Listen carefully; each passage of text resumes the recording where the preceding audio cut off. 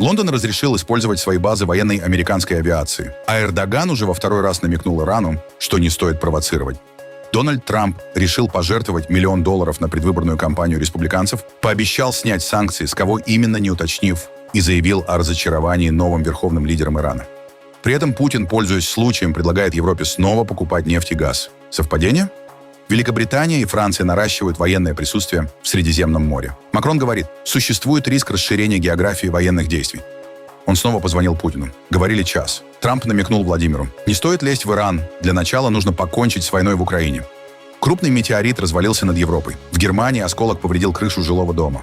А теперь об этом подробно и по делу. Это один день. Подпишитесь, поставьте лайк этому видео и оставьте свой комментарий.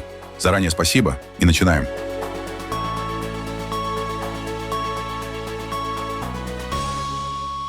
В Израиле ночью снова звучали сирены воздушной тревоги. В небе над Тель-Авивом были видны летящие снаряды и вспышки перехватов. В небе над Хайфой был виден летящий перехватчик, направленный на иранскую ракету. Над центральным Израилем система ПВО попыталась остановить новый залп, выпущенный Хезболлой из Ливана. По данным израильской армии, несколько снарядов удалось перехватить. Ранее в этот же день в результате иранской ракетной атаки погиб 1 человек. Полиция сообщила, что использовалась боеголовка с кассетными элементами. В Тегеране вдоль бульвара Кухсар вспыхнул поток огня. Видео, опубликованное в сети, показывает горящую нефть, которая, по сообщениям иранских СМИ, попала в городскую канализацию после удара по нефтехранилищу Шахран. На острове Харк спутники зафиксировали крупнейший нефтяной терминал страны. Именно здесь проходит около 90% иранского нефтяного экспорта. По оценке JP Morgan, если США и Израиль попытаются захватить остров, экспорт нефти из Ирана практически остановится, а добыча может сократиться наполовину. Остров находится примерно в 30 километрах от иранского побережья, в Персидском заливе, и соединен трубопроводами с крупнейшими нефтяными месторождениями страны. Тем временем американский стратегический бомбардировщик Б-52 приземлился на авиабазе РАФ Фейерфорд. Самолет медленно прошел по взлетной полосе после посадки. Лондон подтвердил. Соединенные Штаты начали использовать британские базы для так называемых оборонительных операций против Ирана. Президент Турции Реджеп Таyyip Эрдоган заявил, что Анкара предупредила Иран после того, как системы ПВО НАТО сбили вторую иранскую баллистическую ракету, вошедшую в воздушное пространство страны. Он обвинил Тегеран в провокационных шагах и отметил, что Турция обсудит ситуацию с союзниками по НАТО и усилит меры безопасности. Что касается сегодняшнего инцидента, мы еще раз напоминаем, что им не следует настаивать и повторять неправильные действия. Мы обсудим развитие ситуации с нашими союзниками по НАТО и другими партнерами и примем необходимые меры для усиления нашей безопасности, а также дополнительные меры. После перехвата первой ракеты мы предупредили иранские власти, но должен подчеркнуть, что, несмотря на наши искренние предупреждения, Иран продолжает предпринимать провокационные шаги, которые могут поставить под угрозу дружбу Турции. По данным американских СМИ, спецслужбы США перехватили зашифрованные сообщения, которые предположительно исходили от иранских официальных лиц. В этих сообщениях, как сообщается, обсуждается возможная активация так называемых «спящих ячеек» на территории западных стран, включая Соединенные Штаты. Речь идет о скрытых агентурных сетях, которые могут длительное время находиться в неактивном состоянии и быть задействованы только по специальному сигналу. По предварительным данным разведки, перехваченные сообщения сейчас тщательно анализируются американскими спецслужбами. Президент США Дональд Трамп выступил на конференции республиканской партии во Флориде. В своей речи он заявил, что может пожертвовать $1 миллион на поддержку республиканцев в преддверии выборов в Палату представителей, которые пройдут в ноябре. Когда я был президентом, у меня никто никогда не просил денег. И будучи президентом, знаете, как президент вы обычно не делаете пожертвований на кампании, но я услышал, что сегодня у вас уже $19 миллионов. Я спросил, это когда-нибудь уже было? Это рекорд, но 20 звучало бы лучше, верно, Майк? Я сказал, я дам вам $1 миллион. Это первый раз, когда я это делаю. Я никогда раньше этого не делал. Никогда раньше этого не делал. После речи перед однопартийцами Дональд Трамп вышел к прессе и заявил, что США временно снимают некоторые санкции, связанные с нефтью, чтобы обеспечить стабильные поставки нефти на мировой рынок. Что это за санкции, Трамп не уточнил. Мы хотим, чтобы так и оставалось. Пока мы продолжаем операцию Epic Fury, мы также сосредоточены на том, чтобы энергия и нефть продолжали поступать на мировой рынок. И я не позволю террористическому режиму держать мир в заложниках и пытаться остановить мировые поставки нефти. И если Иран сделает что-то подобное, по нему будет нанесен удар на гораздо более жестком уровне. Я уничтожу те цели, которые легко поразить, и о которых я только что говорил. Мы уничтожим их так быстро, что они никогда не смогут восстановиться. Мы также отменяем некоторые санкции, связанные с нефтью, чтобы снизить цены. У нас есть санкции против некоторых стран. Мы собираемся снять эти санкции, пока ситуация не выровняется. А дальше, кто знает, может быть, нам и не придется их возвращать. Может быть, будет столько мира. Но когда придет время, ВМС США и их партнеры будут сопровождать танкеры через пролив, если это будет необходимо. Надеюсь, до этого не дойдет, но если понадобится, мы будем сопровождать их прямо через пролив. Могу спросить, вы упомянули, что собираетесь ввести дополнительные нефтяные послабления или отменить санкции. Можете подробнее рассказать об этом? Особенно... Мы смотрим на снижение цен на нефть. Они искусственно выросли из-за этой операции, хотя она очень позитивная. Это была операция, на которую многие бы не решились. Я знал, что цены на нефть вырастут, если я это сделаю. И они выросли, наверное, меньше, чем я ожидал. Но я не думаю, что кто-то ожидал, что мы добьемся успеха так быстро. У нас есть формула, которая пока работает очень хорошо, и думаю, она будет продолжать работать. Наши отношения с Венесуэлой выдающиеся. Умная страна. Мы получили 100 миллионов баррелей нефти. Сейчас она находится в Хьюстоне. Ее там обрабатывают и делают все как нужно. Вы должны увидеть, как это работает. Нефть доставляется на нефтеперерабатывающие заводы. Ее перерабатывают в Хьюстоне, который идеально подходит именно для такого типа сырья. Итак, это 100 миллионов баррелей нефти. И сейчас к нам идет еще 100 миллионов баррелей. Это похоже на партнерство. Мы очень хорошо ладим с ними. Это отлично для Венесуэлы и отлично для Соединенных Штатов. Новый верховный лидер. Нужно ли его устранить? Есть ли он в списке целей? Вы имеете в виду нового верховного лидера? Вы имеете в виду сына? Как может существовать Иран? Я не хочу об этом говорить. Но, знаете, я был разочарован, потому что мы считаем, что это приведет просто к продолжению тех же самых проблем для страны. Поэтому я был разочарован их выбором. Вы сказали ранее, что мы уже во многом победили, но еще не победили достаточно. Что для вас означает «достаточно»? Какой ваш базовый критерий? Когда они не смогут на следующий же день начать разработку ядерного оружия. Когда они посмотрят на этого человека и некоторых других из администрации и скажут: «Ладно, мы этого делать не будем». Они не были готовы это сказать. И когда Стив позвонил мне и сказал об этом, я сказал: «Ну что ж, тогда будем делать это трудным способом». Но трудный способ, думаю, на самом деле окажется легким, потому что, по сути, я вижу, что у них больше не будет никакой возможности в течение очень долгого времени разрабатывать вооружение, которое могло бы быть использовано против Соединенных Штатов, Израиля или любого из наших союзников. У нас отличные союзники на Ближнем Востоке, отличные страны-партнеры. Ну, я хочу, чтобы он оставался открытым. Я хочу, чтобы все было нормально. Знаете, это касается не столько нас, сколько Китая. На самом деле мы здесь помогаем Китаю и другим странам, потому что они получают большую часть своей энергии через этот пролив. Но, послушайте, у нас хорошие отношения с Китаем. Для меня честь это делать. В Иране появились сообщения о ранении нового верховного лидера страны Моджтаба Хаминеи, сына аятоллы Али Хаминеи. По данным иранского государственного телевидения, он получил травму при обстоятельствах, которые официально не раскрываются. Подробности о характере ранения и его состоянии пока не сообщаются.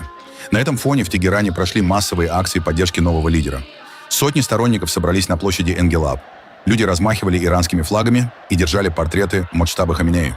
Моджтаба Хаминеи был назначен верховным лидером после гибели своего отца, аятоллы Али Хаминеи. Новому лидеру 56 лет. Он шиитский священнослужитель и считается влиятельной фигурой среди иранских силовых структур. Аналитики отмечают, что его назначение показывает: власть в Иране остается в руках жесткой линии. Дональд Трамп заявил своим помощникам, что поддержит ликвидацию нового верховного лидера Ирана Моджтаба Хаминеи, если тот откажется пойти на уступки требованиям США, таким как прекращение ядерной программы Ирана. Об этом сообщил журналист-политика Алекс Уорд со ссылкой на действующих и бывших высокопоставленных американских чиновников. В понедельник в Кувейте прошла панихида по 2 кувейтским офицерам, погибшим во время продолжающегося регионального конфликта. Министерство внутренних дел Кувейта заявило, что 2 его сотрудников погибли при исполнении служебных обязанностей. В сообщении не приводятся подробности обстоятельств их гибели, но Кувейт перехватывает беспилотники и ракеты, запущенные из Ирана после атак США и Израиля на Исламскую Республику.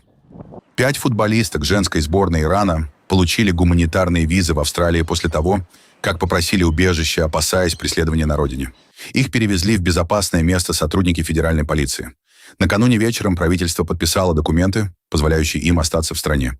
Речь идет о Захре Сарбали, Мане Хамуди, Захре Ганбари, Фатеме Пасандех и Атефе Рамазани Заде. Остальные игроки команды пока находятся в отеле на Золотом побережье. Сборная Ирана приехала в Австралию на Кубок Азии. По данным профсоюза футболистов FIFPro, безопасность спортсменок вызывает серьезные опасения после того, как их назвали предателями за отказ исполнять национальный гимн перед матчем.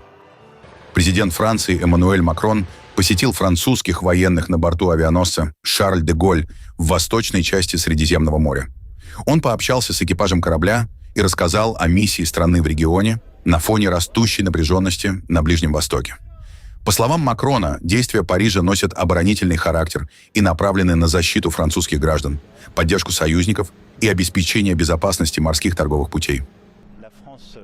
Я хочу сказать французскому народу, что Франция в этот период серьезной нестабильности в регионе действует спокойно и методично, служа защите своих граждан, в партнерстве с союзниками и строго в оборонительном ключе. Мы также действуем ради свободы судоходства, чтобы защитить наши интересы, наших граждан, нашу безопасность и доступ к необходимым ресурсам, как для мировой экономики, так и для выполнения наших обязательств, то есть, чтобы стоять рядом с нашими партнерами и странами, с которыми у нас есть оборонные соглашения, и не более того. Сегодня существуют риски эскалации, это очевидно.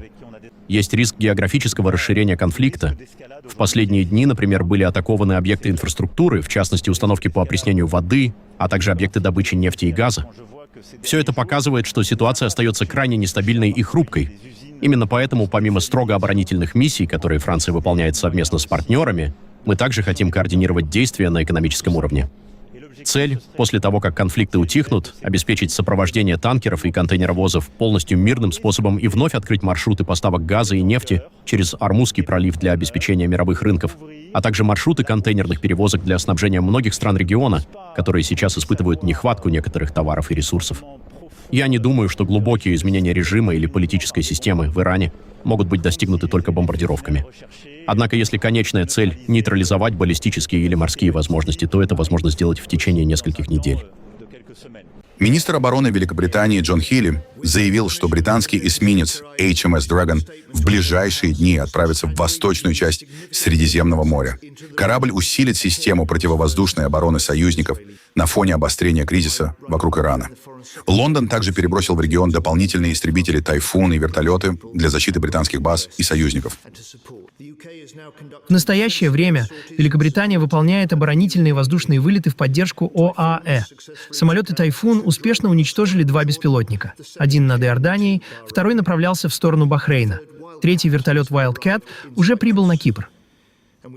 Мы также направили дополнительных специалистов РАФ более чем в 5 стран региона для помощи в координации военного и гражданского воздушного пространства. Обломки беспилотника, который ударил по базе Акротири, сейчас анализируются нашими экспертами из ДСТЛ на предмет иностранного военного оборудования.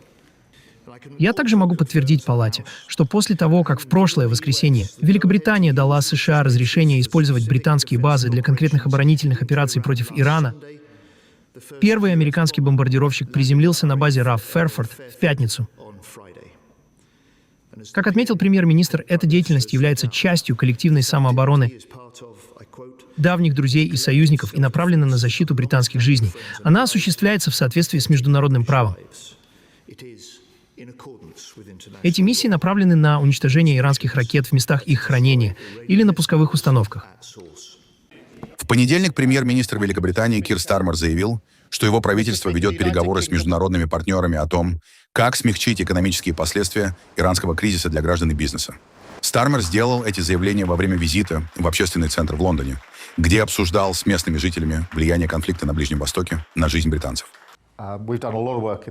За последние 18 месяцев мы проделали большую работу, чтобы укрепить экономическую устойчивость и обеспечить некоторый запас прочности, который фактически является страховкой для экономики. Кроме того, инфляция составляет 3% и снижается. В этом смысле у нас больше устойчивости. Чем дольше продолжается ситуация, тем выше потенциальное влияние на экономику и жизнь домохозяйств, на бизнес.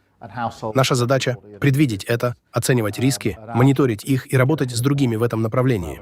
США и Великобритания ежедневно сотрудничают, как всегда, и в отношении Ирана США теперь используют британские авиабазы в соответствии с достигнутым соглашением. Я бы сказал следующее. Решение о том, что в наилучших интересах Великобритании, принимает премьер-министр страны. Именно так я подходил ко всем вопросам и решениям, которые мне пришлось принимать. Это фундаментальный принцип. Именно от премьер-министра ожидают, что он будет принимать решения, исходя из наших ценностей, принципов и интересов страны. Правительство ежедневно общается с Банком Англии, чтобы предвидеть развитие событий. Что касается цен на энергию для домохозяйств, потолок цен действует до июня, и мы не ожидаем изменений, что дает определенную уверенность. Конечно, бизнес и другие заинтересованные стороны будут внимательно следить за ситуацией. Нам нужно найти способ деэскалации ситуации, и именно этому посвящены многие наши обсуждения, как снизить напряженность и не допустить дальнейшей эскалации. Канцлер Германии Фридрих Мерц назвал Иран центром международного терроризма и заявил, что этот режим должен прекратить действия, которые ведут к войне. По его словам, пока Тегеран не остановится, США и Израиль будут продолжать противостоять ему. Мерц также отметил, рост цен на энергию уже вызывает беспокойство в Германии. Иран является центром международного терроризма, и этот центр должен быть закрыт. Американцы и израильтяне делают это по-своему. Чем скорее режим МУЛ остановится, тем скорее закончится эта война. Полностью зависит от этого режима и так называемого корпуса стражей исламской революции, прекратят ли они военные действия. Пока этого не происходит, я предполагаю, что Израиль и США будут продолжать свою оборону против этого режима, поскольку угроза, исходящая от него, выходит далеко за пределы самой страны и региона. Мы обеспокоены развитием цен на энергоносители. Мы понимаем, что это может иметь последствия, в том числе для экономики Германии. Именно поэтому мы делаем все возможное, чтобы также увеличить нашу независимость в энергетической политике. В Германии снова растут цены на топливо. Это происходит на фоне обострения конфликта вокруг Ирана после ударов США и Израиля. На заправках водители говорят, что к высоким ценам уже привыкли. Многие просто стараются меньше ездить или заправляться за границей, где бензин дешевле.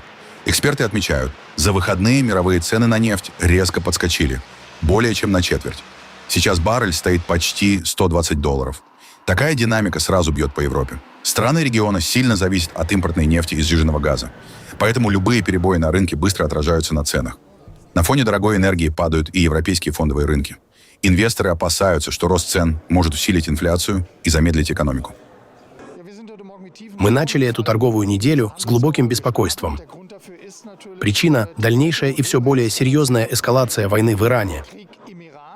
После атаки на нефтяные хранилища цена нефти резко выросла, более чем на 25% за выходные. И это, конечно, усиливает обеспокоенность участников фондового рынка. Тем временем Европа готовится к возможному высвобождению стратегических запасов нефти. Об этом заявили на встрече министров финансов стран еврозоны в Брюсселе.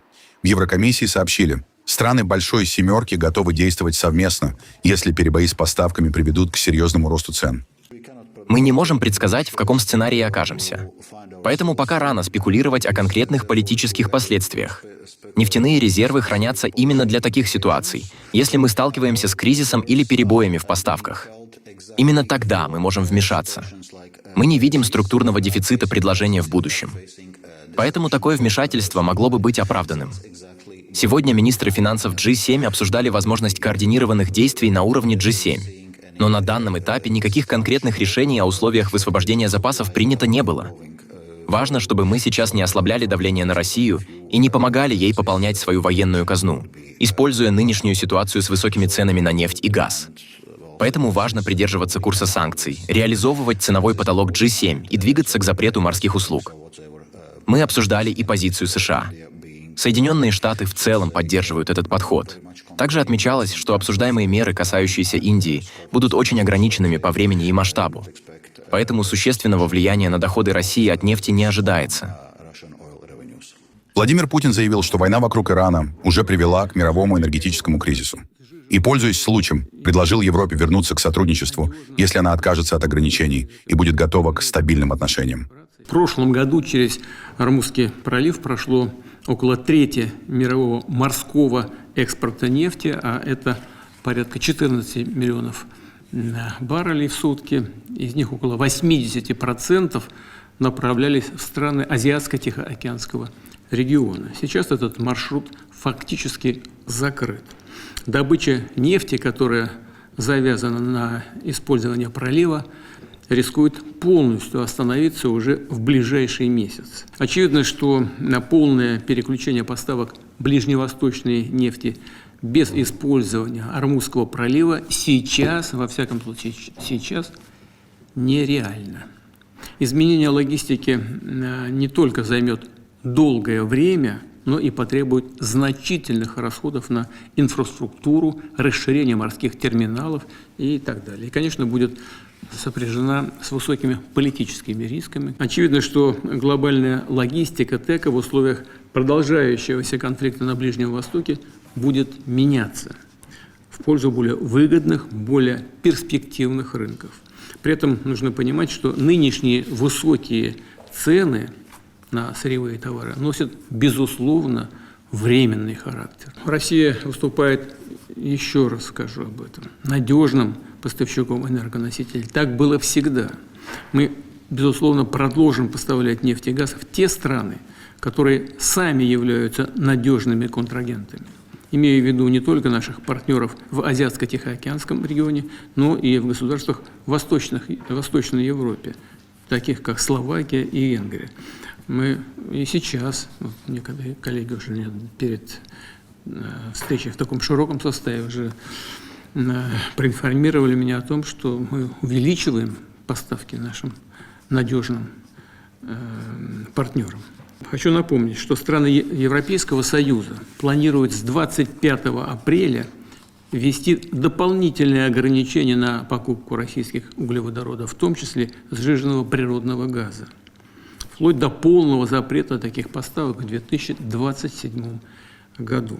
В этой связи перед правительством уже была поставлена задача оценить возможность и целесообразность прекращения поставок наших энергоресурсов на европейский рынок.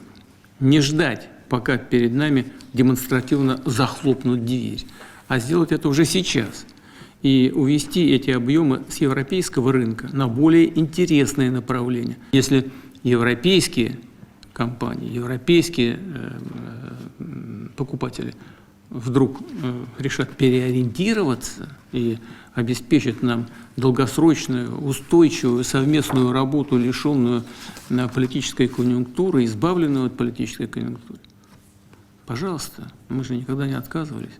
Мы готовы работать и с европейцами. Но нам нужны какие-то сигналы от них, что они готовы и тоже хотят работать и обеспечат нам эту устойчивость и стабильность. Помощник Путина Юрий Ушаков заявил, что Дональд Трамп провел телефонный разговор с Владимиром Путиным. Они обсудили ситуацию вокруг Ирана, Венесуэлу и переговоры по Украине. По словам Ушакова, Путин также заявил о продвижении российских войск и призвал Киев к урегулированию. Сегодня вечером состоялся телефонный разговор президентов России и США. Дональд Трамп позвонил Владимиру Владимировичу Путину, чтобы обсудить ряд крайне важных тем, связанных с текущим развитием международной обстановки.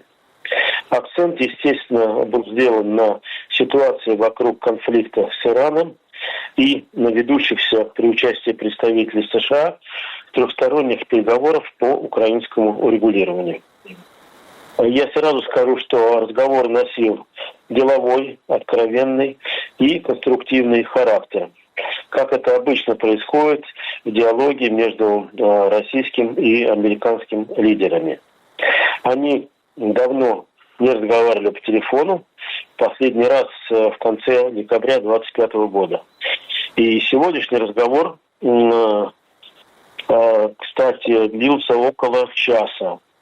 Президент США отметил, что, как договаривались ранее, такое общение должно, конечно, осуществляться на регулярной основе. И оба лидера сказали, что к этому готовы. Президент России высказал ряд соображений, направленных на скорейшее политико-дипломатического регулирования иранского конфликта. В том числе с учетом проведенных контактов с лидерами стран Персидского залива, с президентом Ирана Пезешкианом, руководителями ряда других стран. В свою очередь, президент США дал свою оценку развития ситуации в контексте ведущейся американо-израильской операции. Отмечу, что на этот счет состоялся весьма предметный и, я думаю, не бесполезный обмен. Президент Трамп вновь выразил заинтересованность в том, чтобы конфликт на Украине завершился скорейшим выходом на прекращение огня и достижение долгосрочного регулирования. С нашей стороны высказана положительная оценка посреднических усилий, предпринимаемых командой Дональда Трампа и им лично. Дана характеристика происходящего в настоящее время на линии боевого соприкосновения, где российские войска продвигаются весьма успешно. Это, как было отмечено, является фактором, который должен побудить режим в Киеве пойти, наконец, по пути к переговорному регулированию конфликта. Президенты затронули также вопрос о Венесуэле. Прежде всего в ракурсе положения дел на мировом рынке нефти. В целом, повторю, уважаемые коллеги, что беседа получилась весьма содержательной и, несомненно, будет иметь практическое значение для дальнейшей работы двух стран на различных направлениях международной политики. Дональд Трамп подтвердил, что вновь пообщался с Путиным, и у них состоялся очень хороший разговор. Да, у меня состоялся очень хороший разговор с президентом Путиным. На линии было много людей, с нашей стороны и с его стороны. Мы говорили об Украине, где идет, по сути, бесконечная борьба.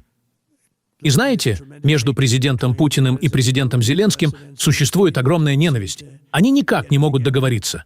Но я думаю, что разговор по этому вопросу был позитивным. Мы также, конечно, говорили о Ближнем Востоке, и он хочет быть полезным. Я сказал, что он мог бы быть более полезным, если бы помог закончить войну между Россией и Украиной, это было бы намного полезнее. Но у нас был очень хороший разговор, и он хочет действовать конструктивно. 8 марта жители Западной Европы стали свидетелями редкого астрономического явления. Крупный метеорит пролетел над Германией, Францией, Швейцарией, Бельгией, Люксембургом и Нидерландами. После входа в атмосферу небесное тело раскололось на несколько частей. Некоторые фрагменты упали на территории Германии. В городе Кобленц один из осколков пробил крышу жилого дома. По предварительной информации обошлось без пострадавших. Специалисты изучают найденные фрагменты метеорита.